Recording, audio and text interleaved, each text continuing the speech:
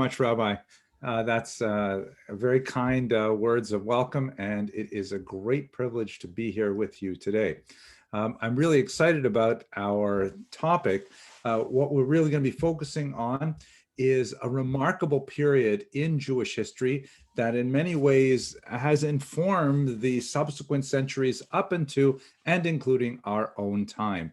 I specifically want to devote 3 lectures to focusing on the incredibly important late 18th century, when you have 3 major revolutionary movements animating the Jewish mind space, specifically the revolution represented by the Hasidic movement, and then the, let's call it a counter-revolution, a revolution of reaction by the Mitnagdim, that is the Lithuanian traditionalists against the Hasidic movement. By the way, for those of you who are based in LA, I apologize in advance for my Canadian accent. I realize when I say against, I should be saying something like against, but I hope I'll be understandable. And then finally, the revolution of the Maskilim. Those are the adherents of the so-called Jewish Enlightenment, the Haskalah. These 3 movements all coalesced around the same period of time in Jewish history, and the kind of arguments that they had back then are in many ways the same kind of arguments we are having today. What I would like to do is spend today's lecture kind of setting the stage. There's a lot of really important, large tectonic shifts that happen in the years leading up to the birth of these 3 revolutions. And then next week, and we're just going to end up by kind of looking at the demography and the geography of where these revolutions happened.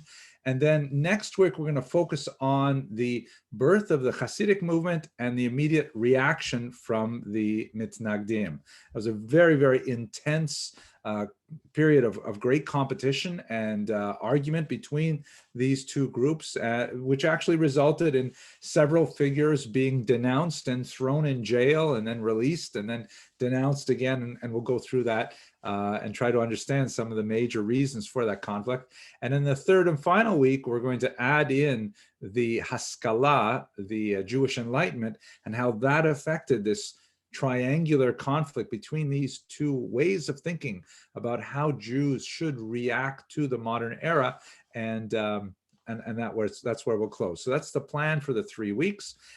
Today, though, let's focus on the Grundlage, or the prolegomenon. I actually have that in the top left of my screen there. I just like the way that word sounds. I think it really means something like introduction or preface. But let's go straight to the introduction then. So here's a scene that many of you may have enjoyed if you're watching the Netflix series Shtisel. And, they're having a conversation over the table here, the elder and the younger Shtisel. But in many ways, the kind of conversations, as I've tried to say, are sort of repetition or reiterations or just modernized upgrades of major conflicts of worldview, to use a German word, Weltanschauung, way of looking at the world, that were crystallized in the period we're talking about.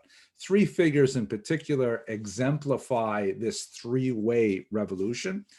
You have from the Hasidic movement, I could have really included the Baal Shem Tov, but we don't have a good picture of him, so I'll choose one of his later students, really a student of his student, Rabbi Shneur Zalman of Liadi, known to his followers today as the Altar Rebbe, also known as the author of the Tanya and the spiritual father of the Chabad Hasidic movement. Contrasted to the Altar Rebbe is the great Elijah of Vilna, who is known as the Vilna Gaon, the great Mitnagdic thinker, who bitterly opposed, and particularly his students bitterly opposed the innovations that were proposed and enacted by the previous figure in the Hasidic movement. Although, as we shall see, after about 50 years of intense battle, they managed to find a modus vivendi with each other.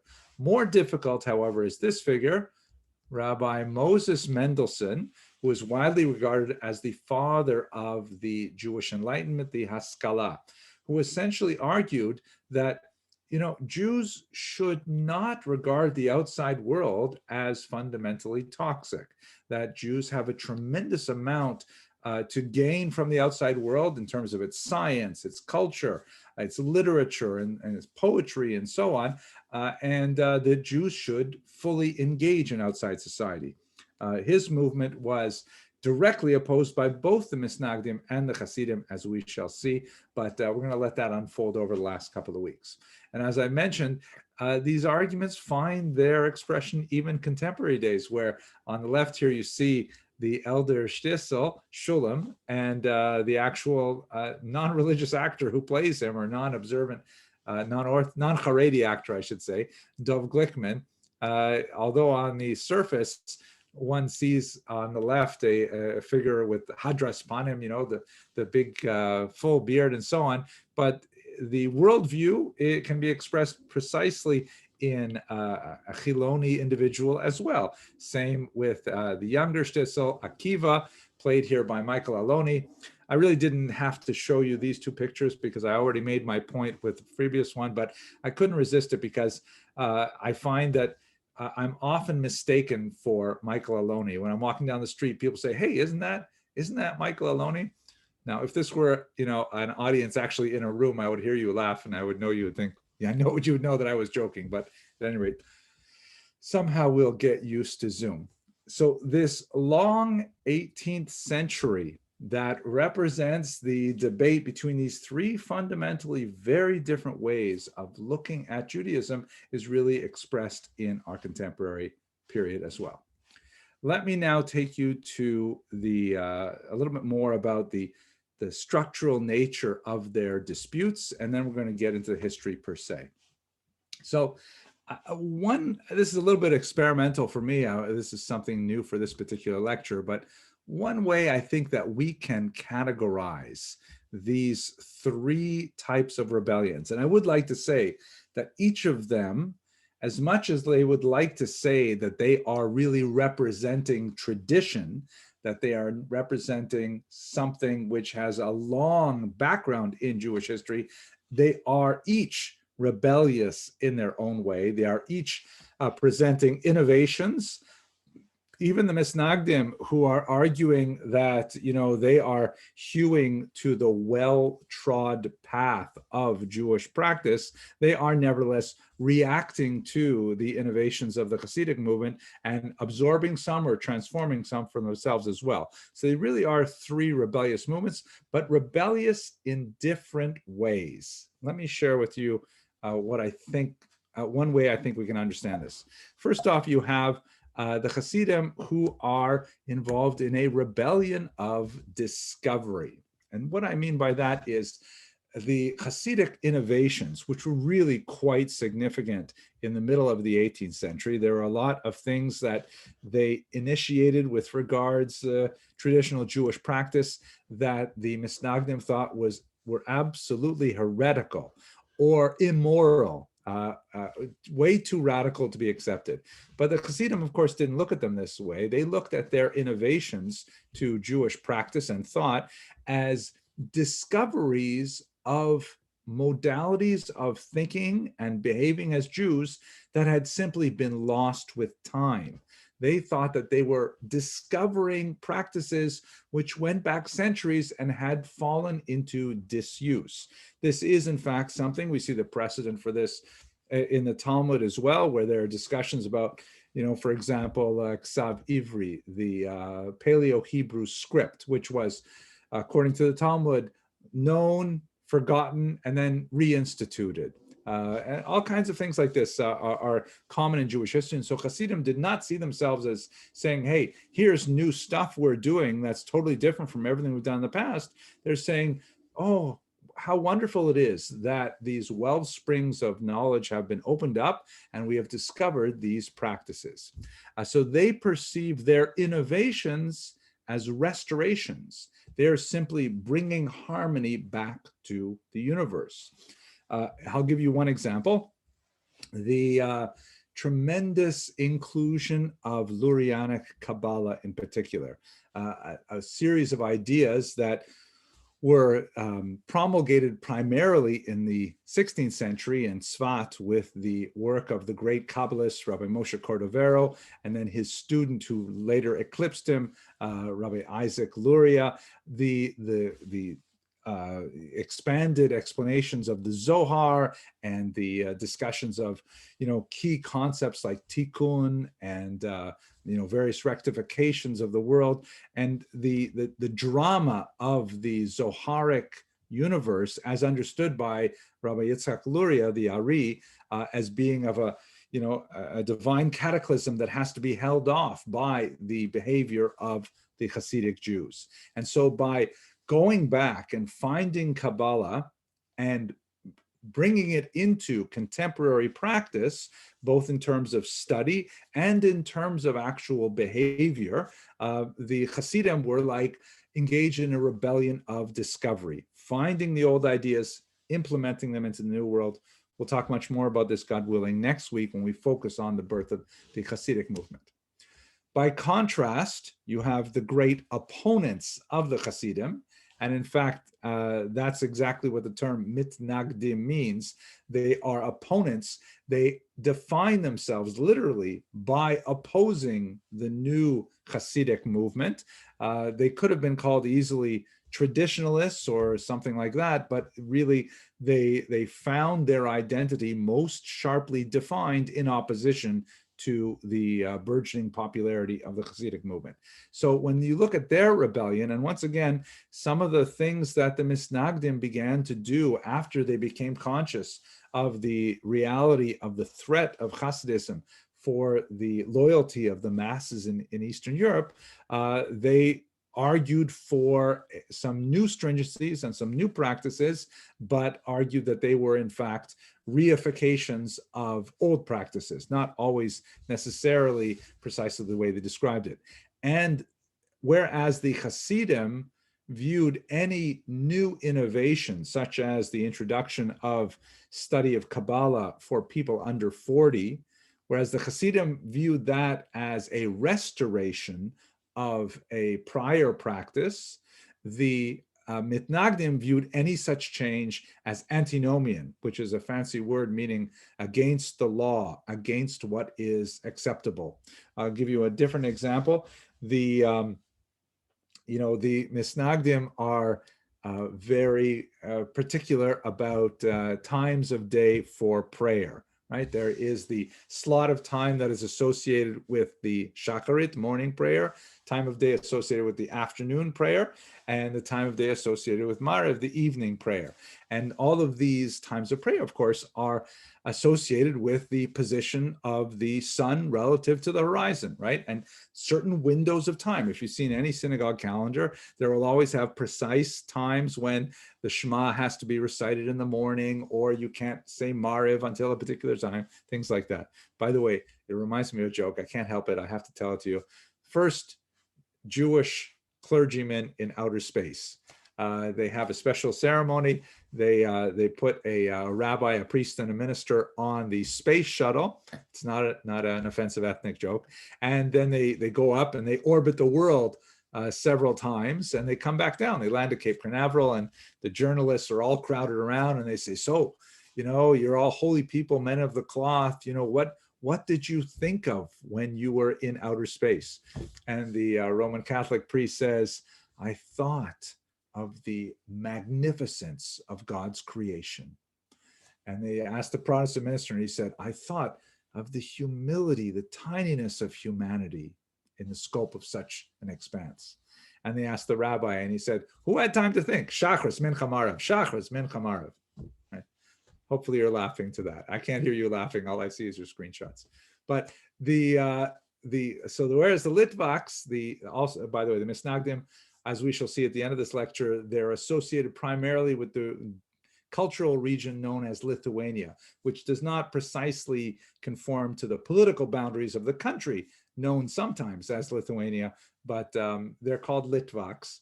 Litvaks are typically distinguished from other Jews by their cold wit, their scintillating sense of humor, their superior fashion sense, and many other features. So the Mitnagdim have these very precise periods of time for prayer, and the Hasidim say, you've got it all wrong. It's not about, the exact time of prayer, the time that you pray. It's about the nature of your relationship to God in prayer. And if you need more time to sleep and prepare yourself in the morning for prayer, then you can just slide right past those regular times. The most important thing is the communication with God, not the communication with your clock. And so the Hasidim had much different times of communal prayer. The Mitnagdim said that's totally unacceptable. It is antinomian, and it represents a type of heresy of practice. So there's very dramatic conflicts set up between them. We will outline many of those next week.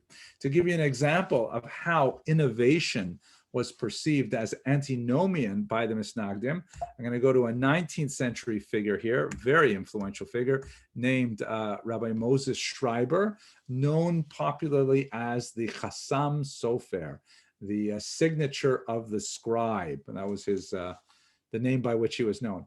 And he instituted a saying, which is a little bit complicated to express if you're not familiar with the background, but I'll try anyways.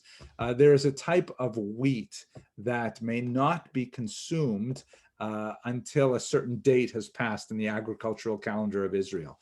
That type of wheat is called chadash, meaning new wheat. It's right about this time of year when it becomes very significant. So the Talmud says, chadash asur min Torah. The new wheat is forbidden by the Torah. You're not allowed to eat it until after a certain date. Then you're allowed to eat this wheat, which is called chadash. And the word chadash literally means new. So Rabbi Schreiber, the Chatam Sofer, famously said with regards the Hasidic and more importantly, the Maskilic innovations, he said, chadash asur min haTorah. And what he meant by that was not to translate it as the new wheat is forbidden by the Torah, but anything new is ipso facto forbidden by the Torah, meaning we may only rely on things which we have already done in the past. So that's like a really strong statement of this rebellion of tradition, saying we are going to stick so hard to the past, even more than the past stuck to the past. That's the sense of chadash asur min Torah.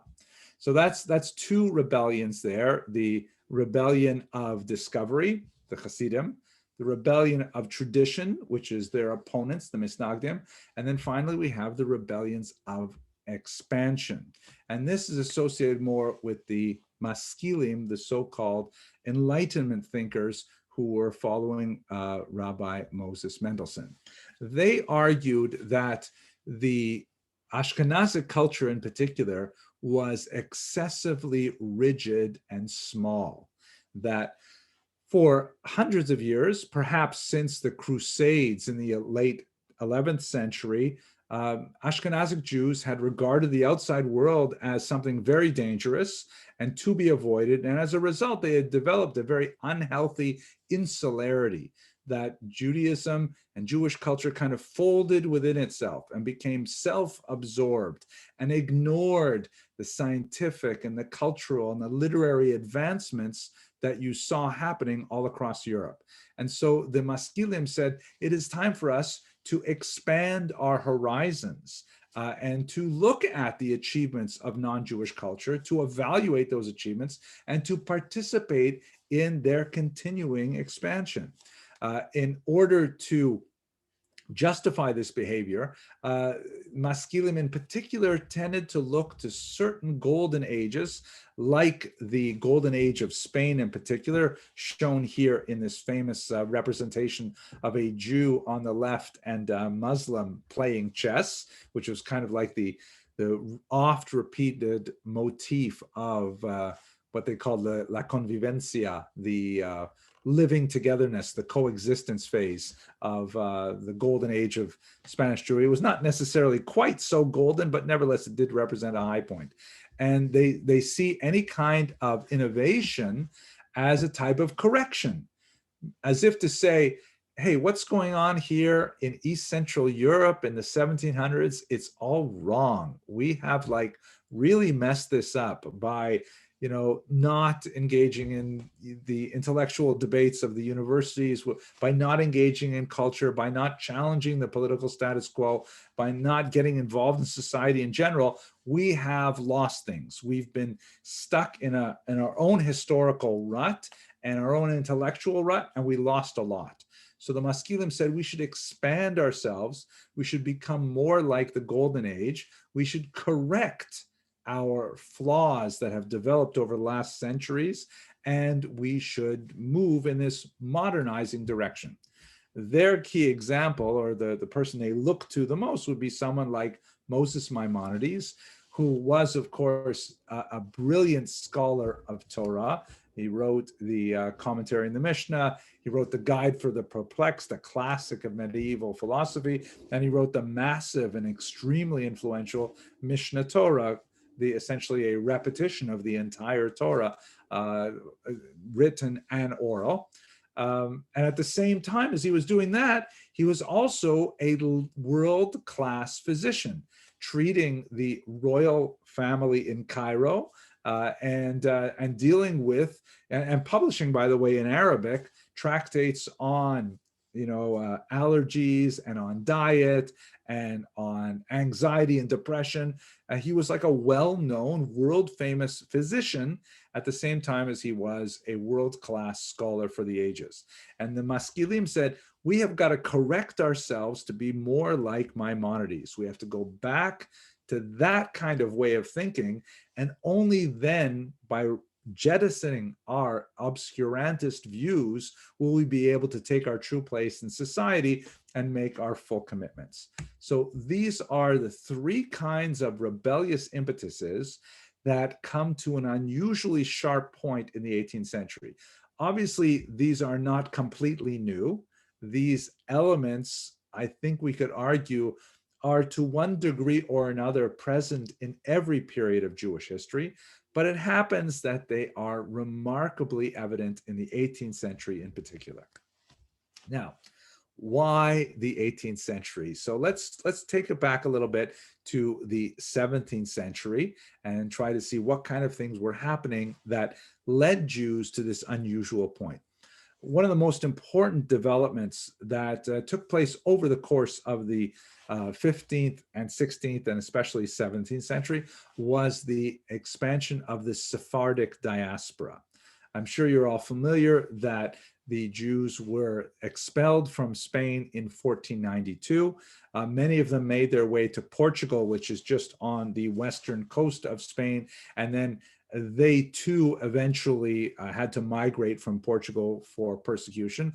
Although the experience of Portuguese Jews is rather different in one key area, and that is that most of the Jews who fled Portugal were, in fact, the overwhelming majority, were in fact already baptized as Christians.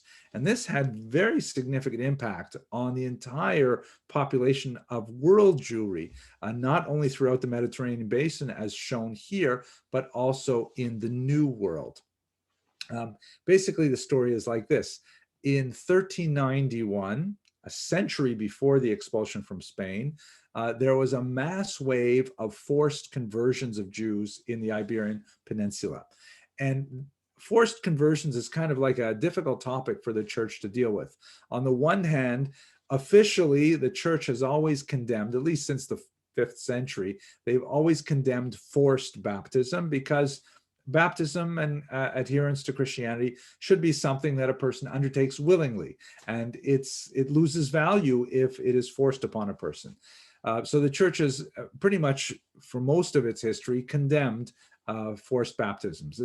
They happen from time to time, but they typically did not receive official sanction. On the other hand, what do you do with a person once they have already been subject to a forced baptism? On this point, the church was not very clear or consistent. In many cases, the church said, well, we didn't like the fact that someone went ahead and forcibly baptized a person, like, for example, the son of the rabbi of Carpentras, France, was seized while he was walking in the forest and dragged to a ditch. This was in the 14th century, if I remember correctly, and forcibly baptized by some hooligans. And the church upheld his baptism and said that no, now he is in fact Christian, not performed by a priest, not performed in the church or anything like that. So the same kind of thing happened on a very large scale in Spain in the late 14th century. And what this meant was that all of a sudden, Spain had this massive number of new Christians, formerly Jewish, who still consider themselves Jews, associated with Jewish community, married other Jews or other Jews who were forcibly baptized, and yet they were freed from all of the disabilities that were associated with Jews. They could attend colleges, they could take any kind of job they want, they didn't have residency restrictions. And since they were typically literate and numerate and urban, they had a significant advantage over the vast majority of the Spanish population in terms of advancing within the social and economic framework of the Iberian Peninsula. So over the course of that 100 years, Jews who were newly baptized, and as it were, they had their new driver's license that said Christian on it, and they can go anywhere with that, even though they still behaving like Jews otherwise, eating kosher food and so on. They had the run of Spain in ways that they didn't have ever before. And so that's why the Spanish crown brought in the dreaded Inquisition that strove to examine those Jews who actually literally new Christians who were still behaving as Jews, and to persecute them, to try to get them to either behave properly, or they were, so to speak, relaxed, as the term goes. They were relaxed to the secular authorities and even burnt at the stake. Ultimately, Spain couldn't, the Spanish crown came up with the idea under Torquemada, the Grand Inquisitor, that one of the main reasons that this was going out of control, there's a lot more to say about why it was out of control, but not for today. The reason why they couldn't control the problem was because the non-baptized Jewish community was still present. And so these newly baptized Jews still had lots of sources of information on the Torah and how to keep kosher and all of these various practices. And so that's why Torquemada made the suggestion, and the Spanish crown accepted it, to expel the Jews in 1492, the Jews who had not converted. And that's what this map primarily shows. In Portugal, a slightly different situation. They initially accepted the Jews. They didn't have a lot of choice about it because they were overwhelmed by illegal immigration. And they let them be for about 5 years, with some persecution trying to get them to convert. And then finally in 1497, they forcibly converted all of them. And they imposed their own Inquisition, which was even harsher than the Spanish one, and lasted for centuries.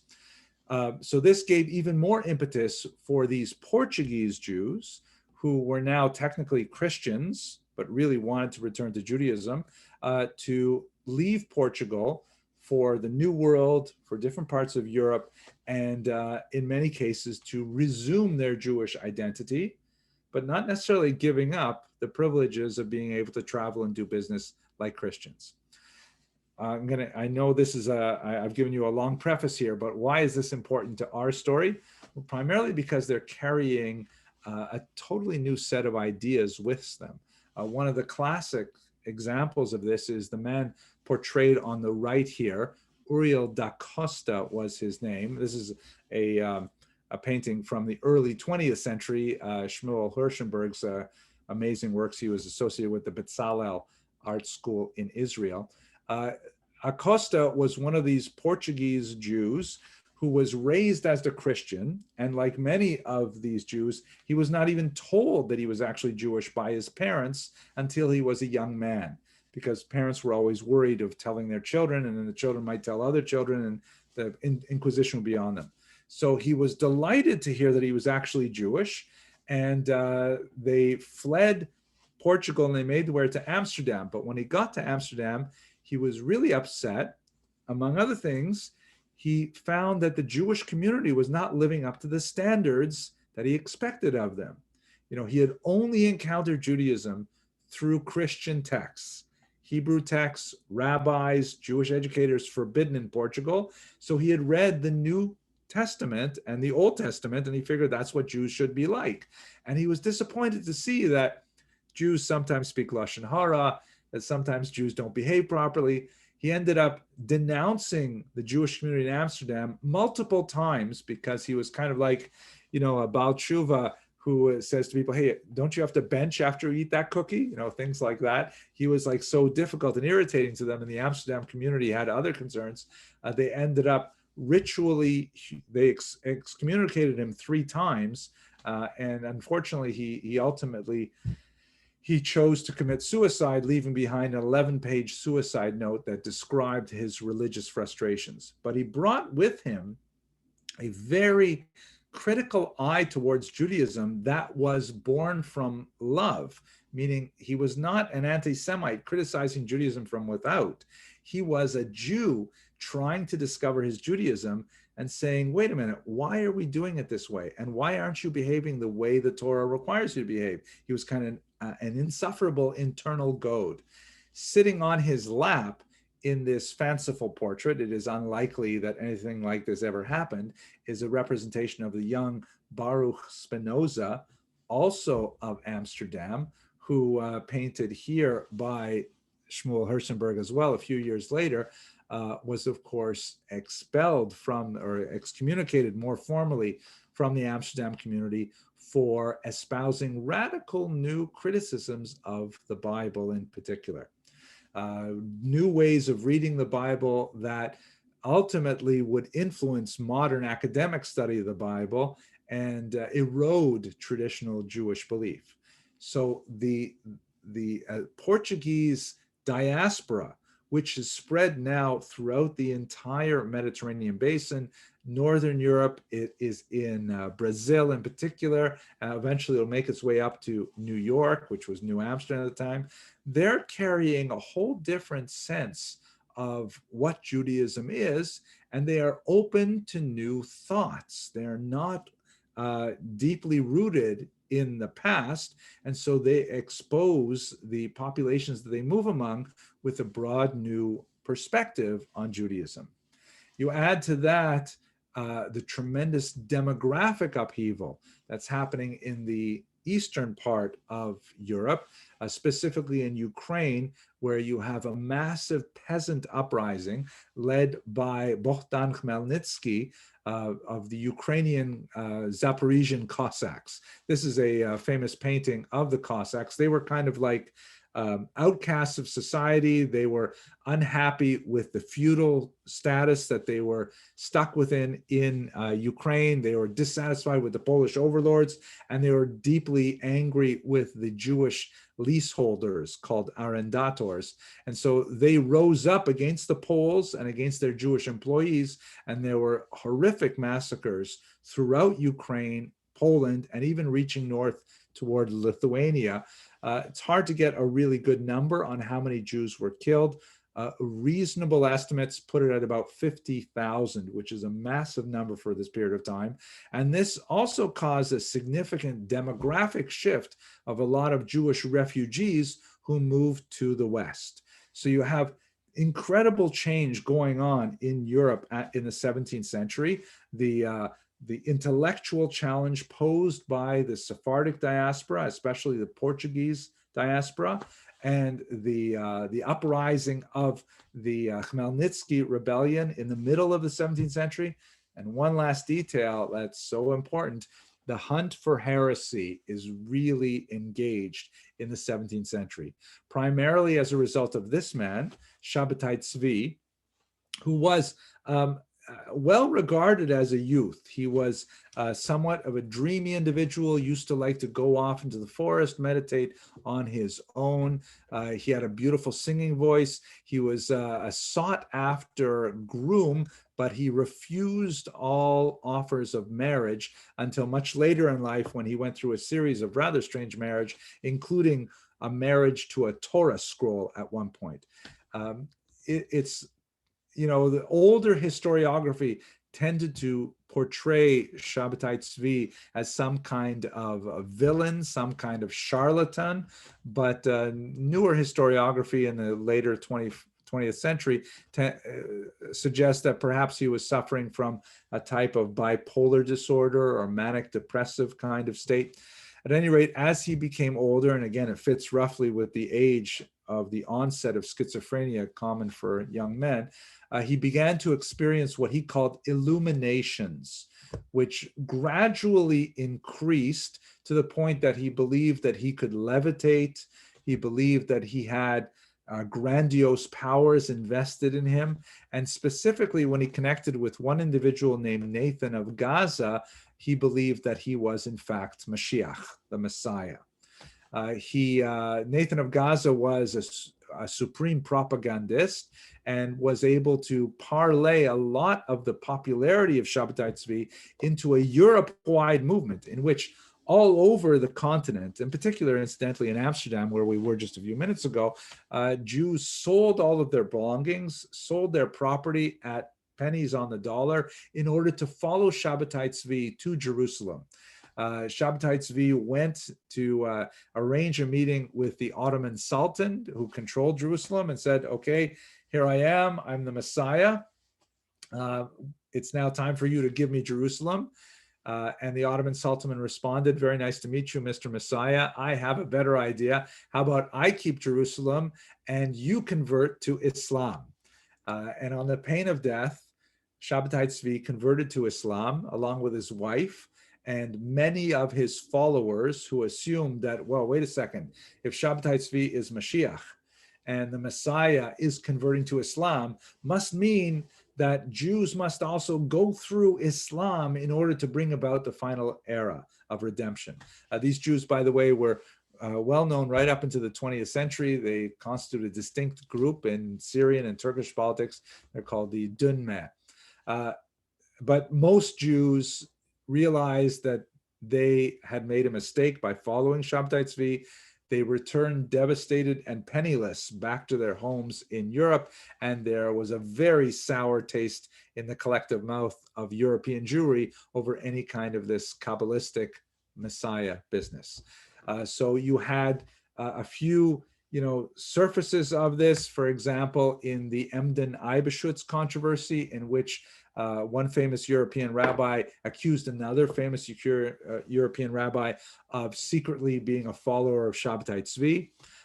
And as his proof, he adduced several of these kinds of documents. This is a Jewish amulet known in Hebrew as a kameah that were, written for various mystical purposes to bring about healing or to arrange a match or some other theurgic goal. And so there's a lot of fighting. People took the side of, no, he's not a follower of Shabbatai Tzvi. Others saying, so what if he is a follower of Shabbatai Tzvi? And you had a lot of conflict throughout the region. It even affected some of the great classic thinkers of Judaism, such as the incredible Rabbi Moshe Chaim Luzzatto, known as the Ramchal. His book, The Mesilat Yesharim, is one of the most widely accepted books among all three groups today.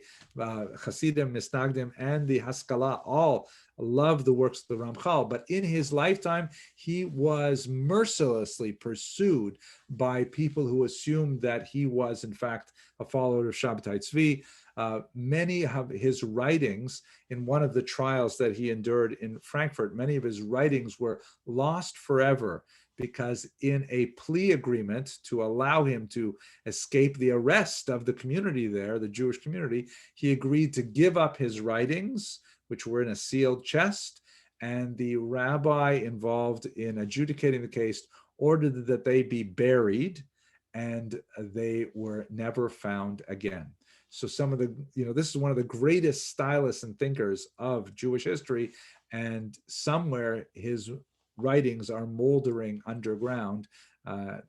Perhaps one day they will be found. At any rate, that's kind of like the intellectual environment in the 17th century is like everyone is looking over their shoulder for possible heresy, for the lingering shadow of Shabbatai Tzvi, And there's demographic upheaval. There's like challenges to really fundamental basic things. Questions like, who wrote the Bible? Like, wow. But that's the kind of thought that's coming out of Spinoza.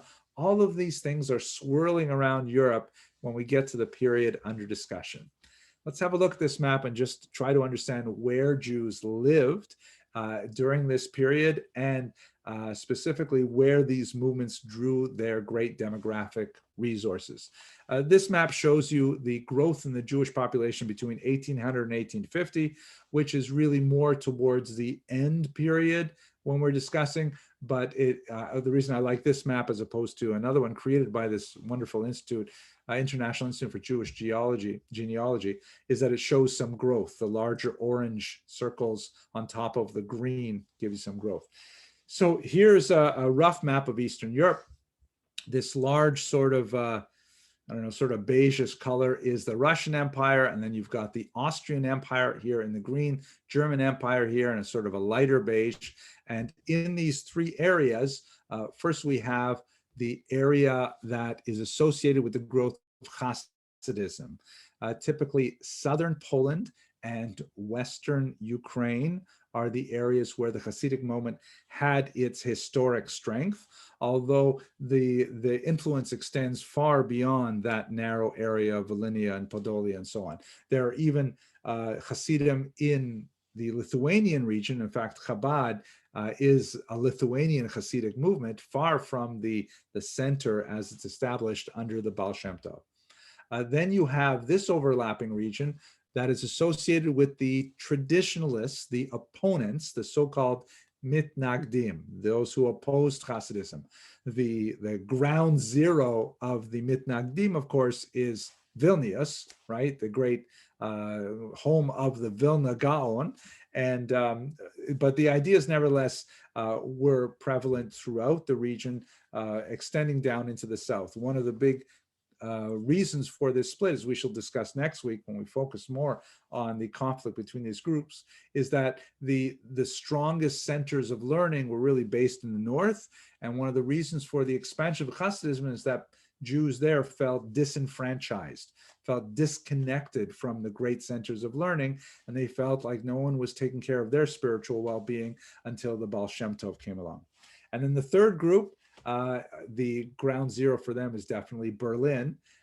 These are the Maskilim, the adherents of the Haskalah. They tend to have much more impact towards Western Europe, but nevertheless huge overlaps in this kind of Venn diagram of Jewish thought and spirituality, huge overlaps with the regions that are dominated by Mitnagdim and by Hasidim.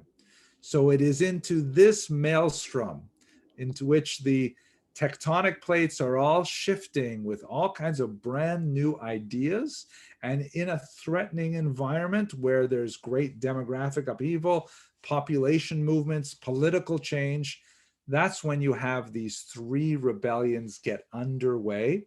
And that's where I hope we will turn, God willing, when we meet again at 7:30 on Wednesday night. So with that, I'm going to conclude my presentation, and I hope to entertain some of your questions, please. Thank you so much. I've given people the opportunity to unmute themselves. So you can either send a question through in the chat. Thank you so much. I give people the opportunity to unmute themselves. You can either send the question through in the chat or just unmute yourself and ask any questions that you may have.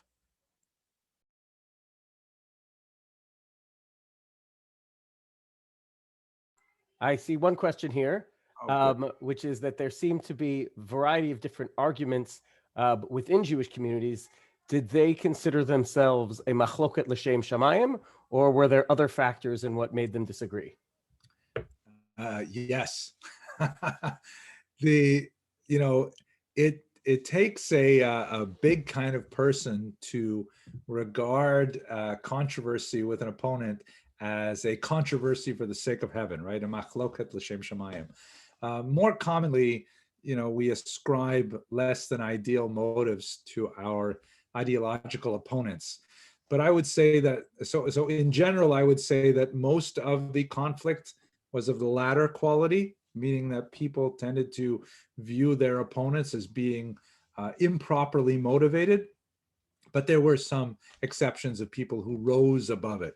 I think what's fascinating when you look at the historiography, and again, this is something that we can raise again next week when we get to the nitty gritty. Some of the greater figures, even though they were persecuted by their opponents, nevertheless maintained a great deal of respect for those who disagreed with them, and even when they persecuted them. But you see that primarily with the really big people, the really important people. The people who are actually fighting in the streets over ideas tend to be not necessarily as exalted. That was a really good question. Sorry, I have one other question that came through. In general, did the people who were leading many of these revolutions actually set out to be revolutionary, or is it simply their ideology? I don't think any of these groups wanted to say we are revolutionaries. I mean, Judaism is inherently conservative by nature. And when I mean small c conservative, right? Like one of the assets of being a Jew is you've got this massive patrimony that goes back millennia. Even Jews who consider themselves, disassociated from Judaism still take pride in that long Jewish antiquity. So revolution always has to be viewed in the context of some kind of improvement of the status quo, but nevertheless not an inversion, not a hafacha, to use the Hebrew term, an overturning of everything, but rather a step forward without completely abandoning the past. Thank you, Chaim. Looks like you have a question.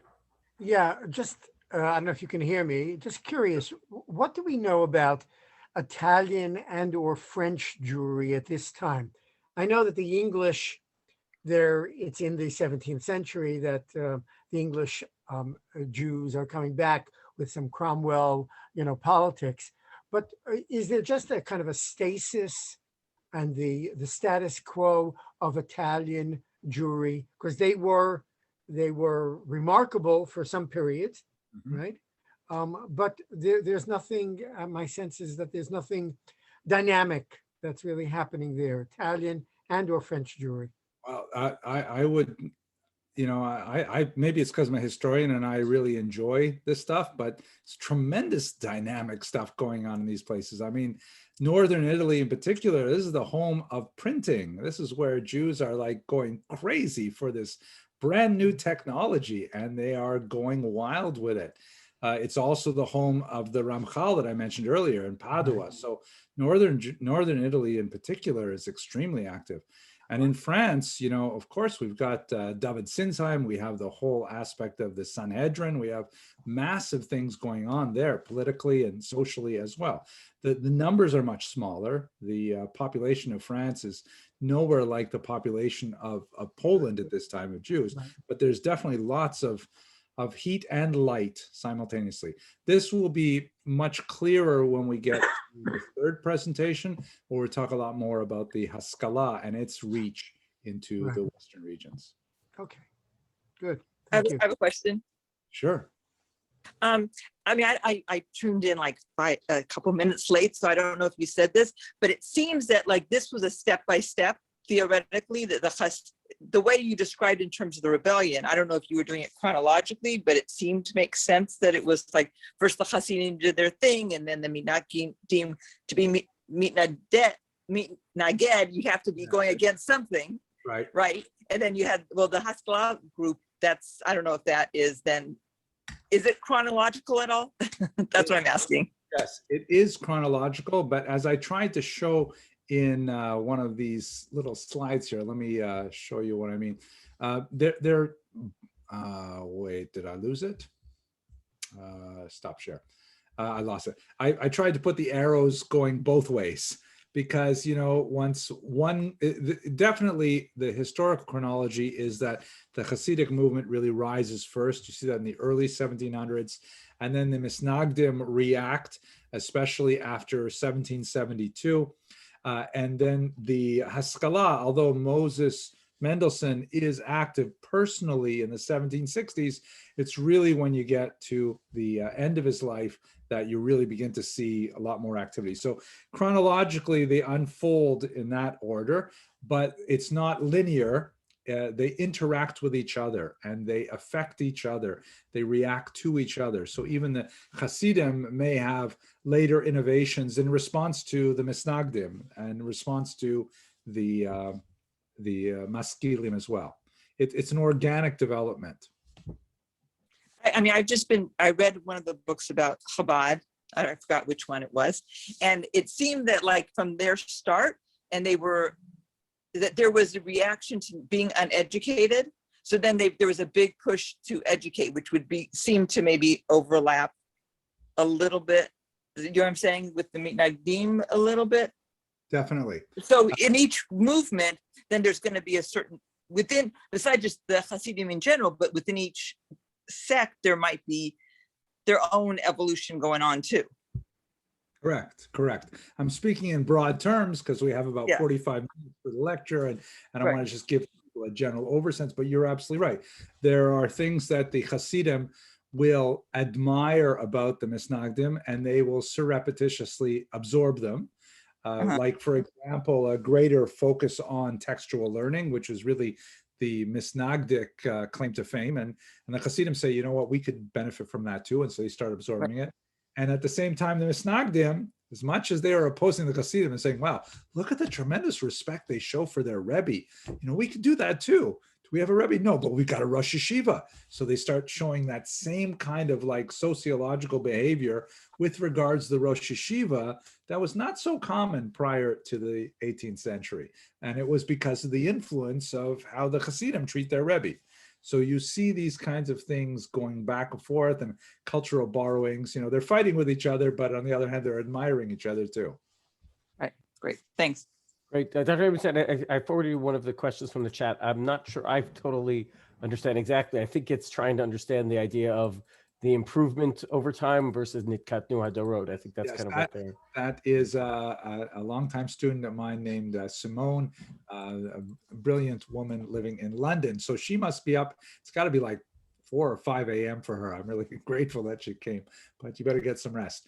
I think what she's referring to here is the concept of Yerida Hadoros, right? The idea of the decline of the generations, which is a hugely important concept in Jewish intellectual history, but that at the same time, it seems to be contradicted by this efflorescence, well, I don't know what the right word is, a flourishing of new ideas that looks like it's pushing back against the idea of the Yerida, the decline of the generations.